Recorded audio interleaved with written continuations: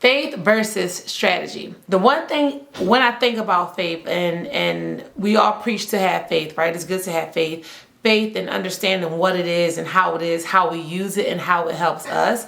But when it comes to Christian entrepreneurs, you have to realize that faith does not cancel out your strategy. Women in entrepreneurship, Christian women in entrepreneurship really need to buckle in on having a financial plan for your vision.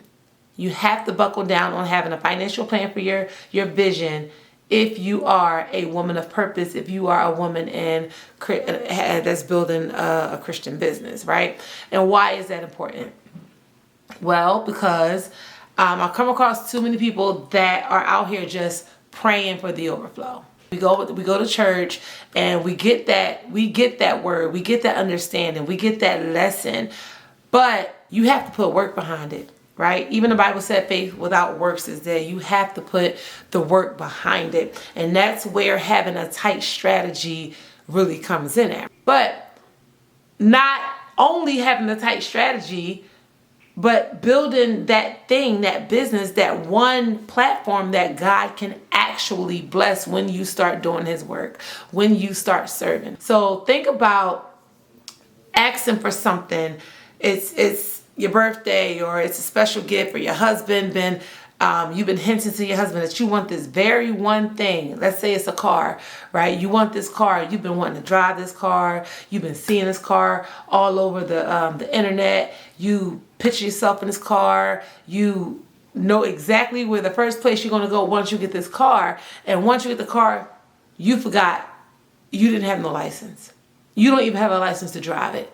So you did all this plan and it had the faith that you was going to get it, but you didn't even have the plan in place for you to even appreciate the blessing when it came or utilize the blessing when it came. Faith is not enough. You have to have a strategy behind your faith to build the very thing that God can bless. Okay?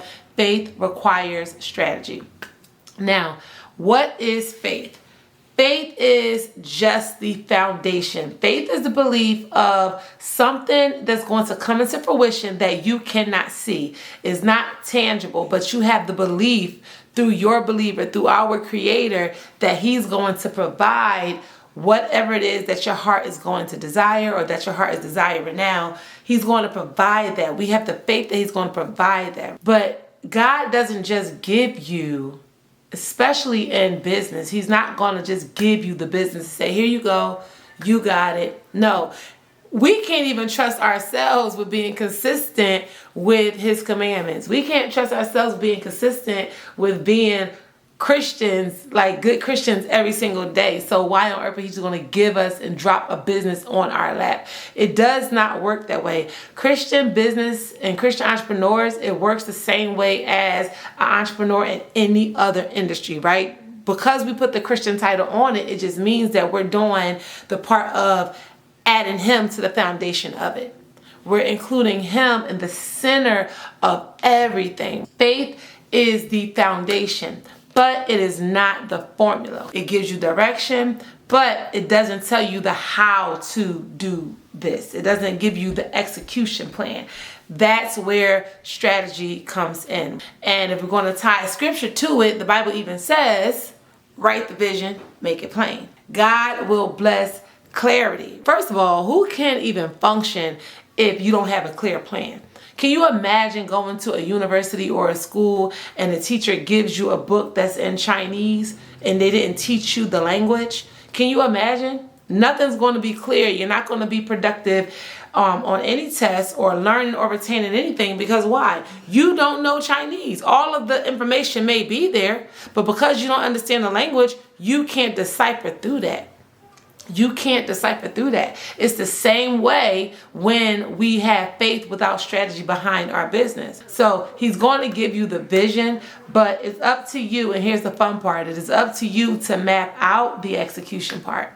Believing is not enough if you're building. So what do we do when believing is not enough and we want to build this faith-based business? We want to get our name out there and we are just in the midst of it. We're excited about it. We're gung-ho about it. What do we do?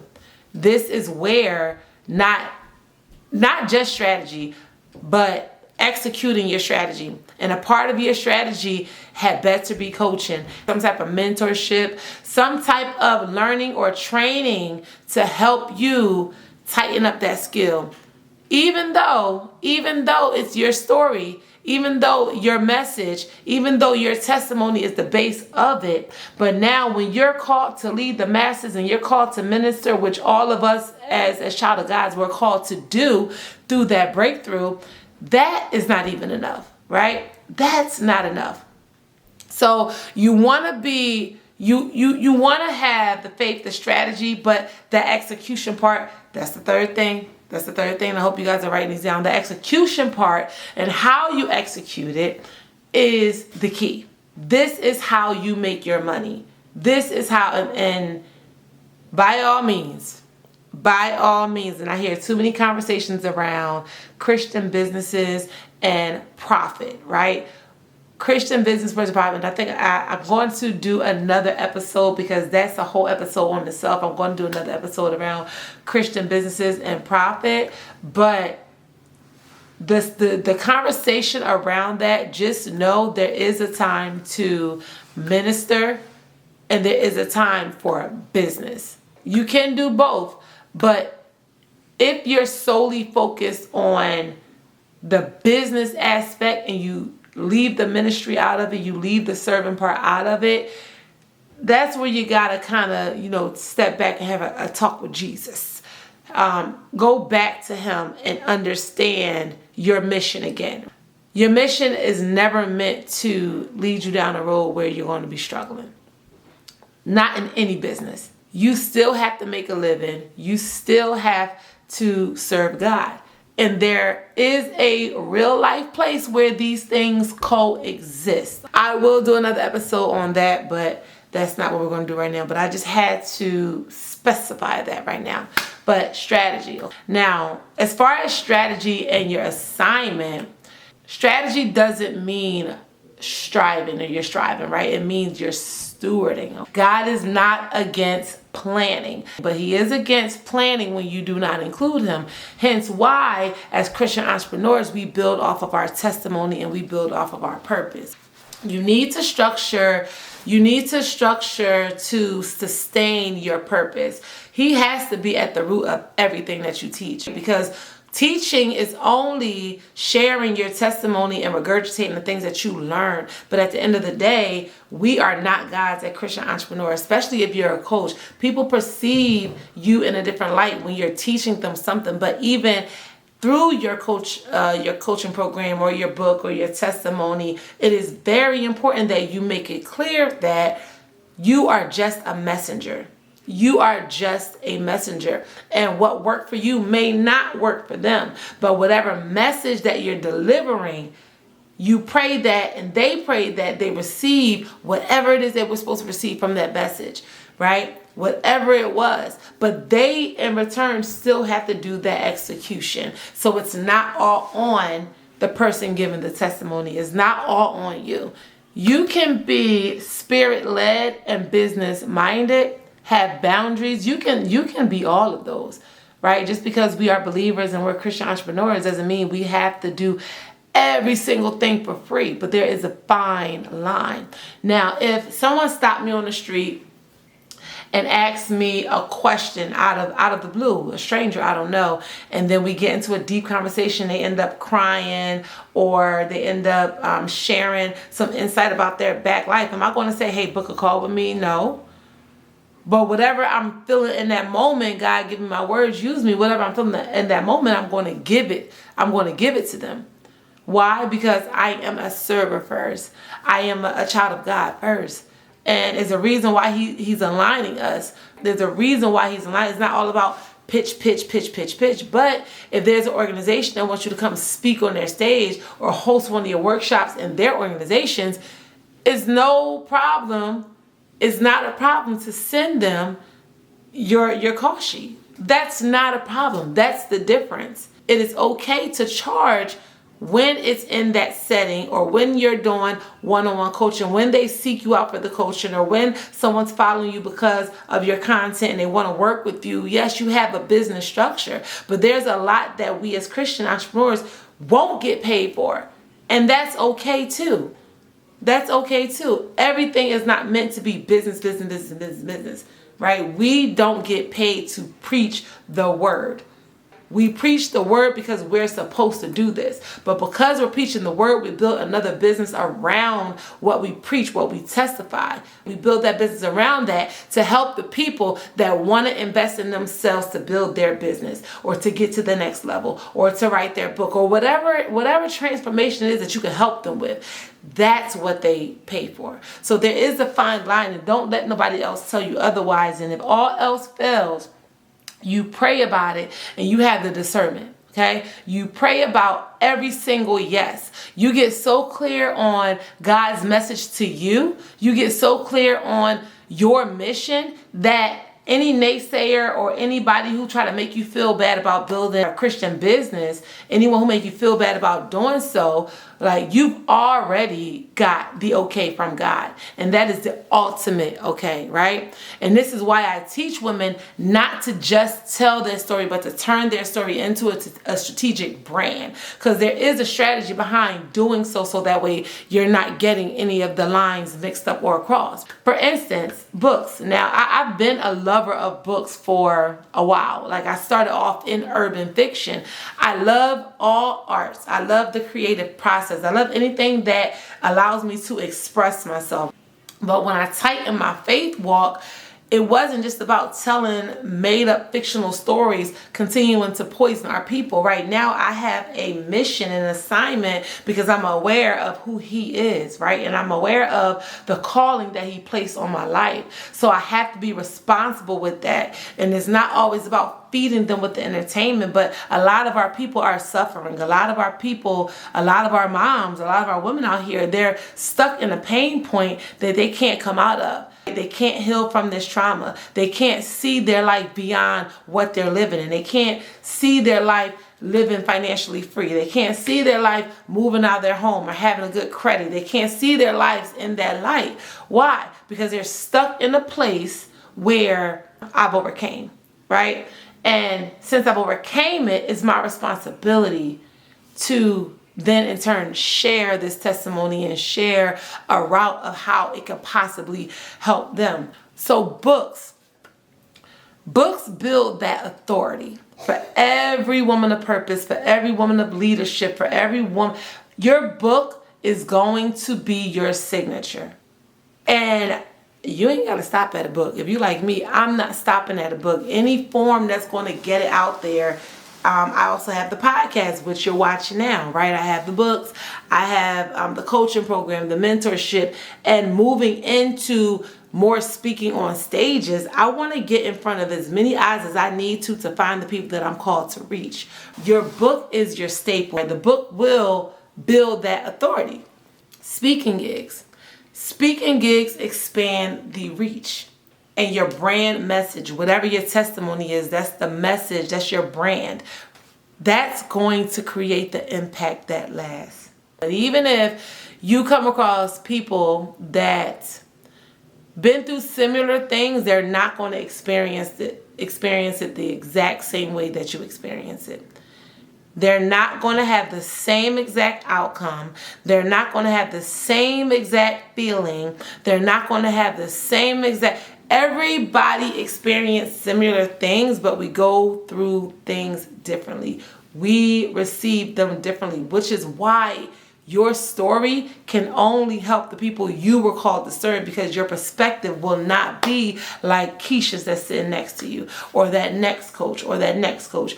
Your perspective will be your perspective, and you will reach the people that you're supposed to reach, okay? Your story has a strategy in it already. You just have to package it up. And that's what I am here to help you do. Your purpose needs to be properly positioned, okay? God gave you a purpose for a reason. He built you for a reason, but you're positioned to just be right now. You're positioned to just exist.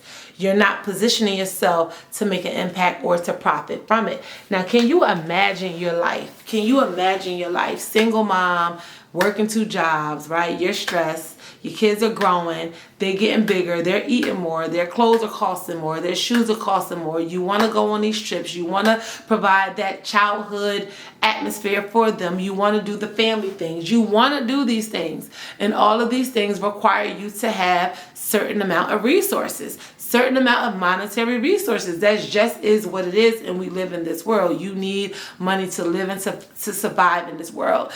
If you choose to settle in the season or the space that you're in, and it's not where you want to be, you have a choice to come out of that, right?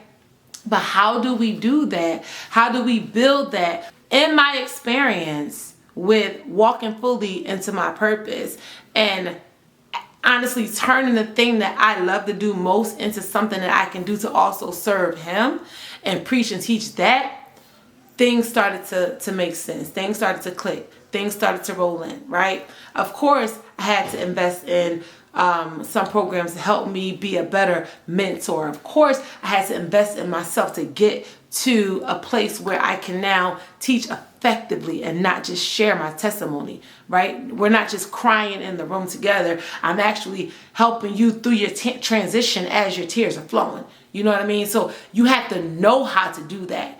So positioning your purpose is where the profit comes in at. We also face the H word. You got to be humble. You got to be humble, right? Which I totally agree. I call it the H word because humble doesn't mean you have to hide, right? When someone tells us as a Christian entrepreneur, be humble, be humble. No. If I'm sharing my rewards, if I'm sharing my accolades, if I'm sharing my, the things that I worked hard to get, it's not me not being humble. It is me rejoicing in the life that God has offered because I was a good servant, because I walked in obedience, right? But the person or people who looks at it as you not being humble are the very same people who don't understand their purpose and a calling on their life. And I always ask, are you living in your purpose? What is it that you truly want? What is it that you truly feel you should be doing right now? And what are the desires of your heart? Connect them. Connect the dots. Yes, God knows the desires of your heart, but knowing it again is not enough. There has to be work behind it. Everyone in the Bible worked. Jesus worked. He worked. He worked. Everyone has that assignment. But if you don't start, if you don't build it, you're never going to get to the place that your faith allowed you to see. The place that you believe deep down inside that exists for you, the person that you believe who you can become. You're never going to get there if the position is not right. If the strategy is not executed, right? You're never going to get there. And there is nothing holy about being broke and burnt out. Nothing holy about it, okay? We're not called to hustle in silence. We're called to position our purpose. And how to position your purpose. 1, your story becomes your book. And your testimony becomes your message. Your healing becomes your niche. Your audience becomes your assignment.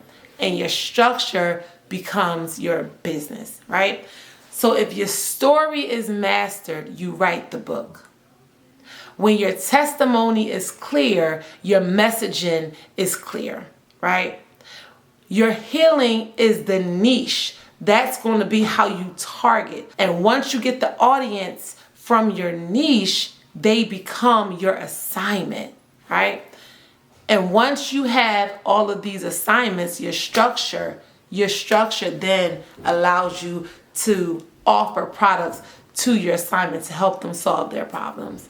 So that is the simplest way that I could break it down and how you can connect your testimony to your profit-driven, faith-led business. With faith comes responsibility. Faith with no financial vision is just frustration. It's frustrating waiting for something to happen if you did not have a real money plan or a way to earn money behind what you're doing, behind the thing that you're putting energy, time, research. Like, it's frustrating because you still have to provide a life for yourself. Many women of faith feel overwhelmed because they have no clear direction on what to charge, right? They don't have or understand.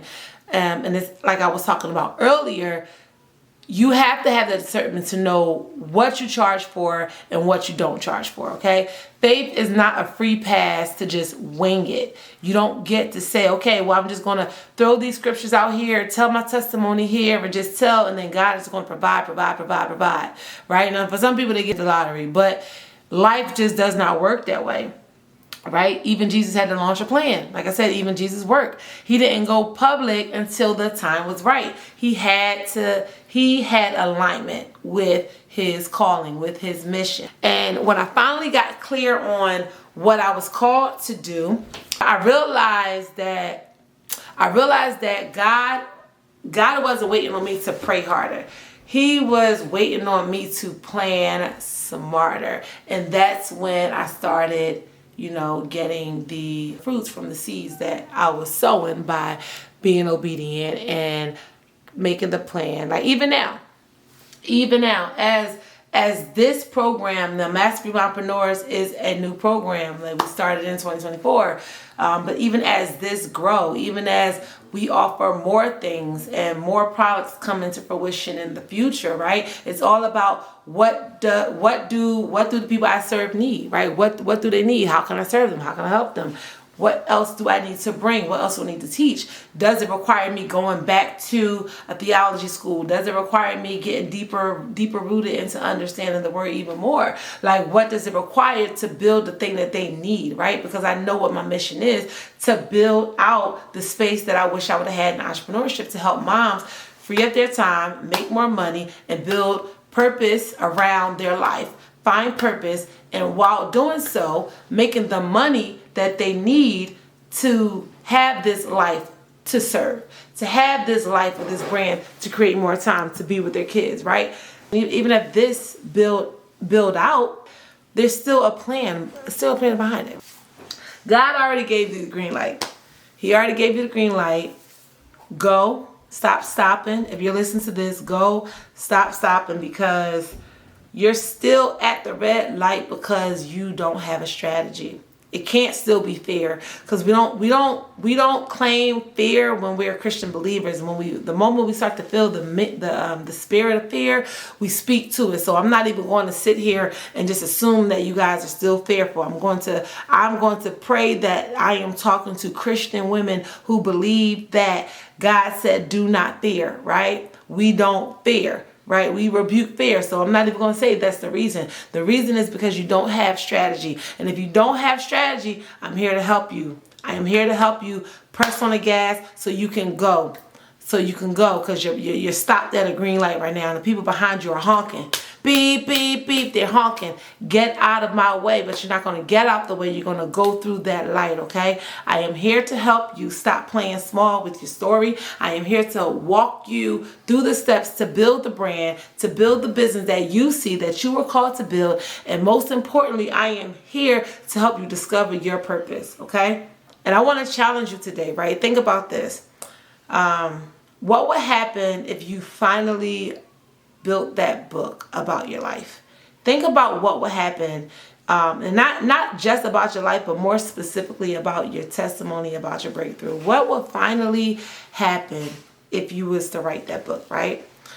What would happen if you finally position yourself to speak at speaking engagements, to get on stage or in front of women organizations, in front of youth programs, or whoever you were called to reach?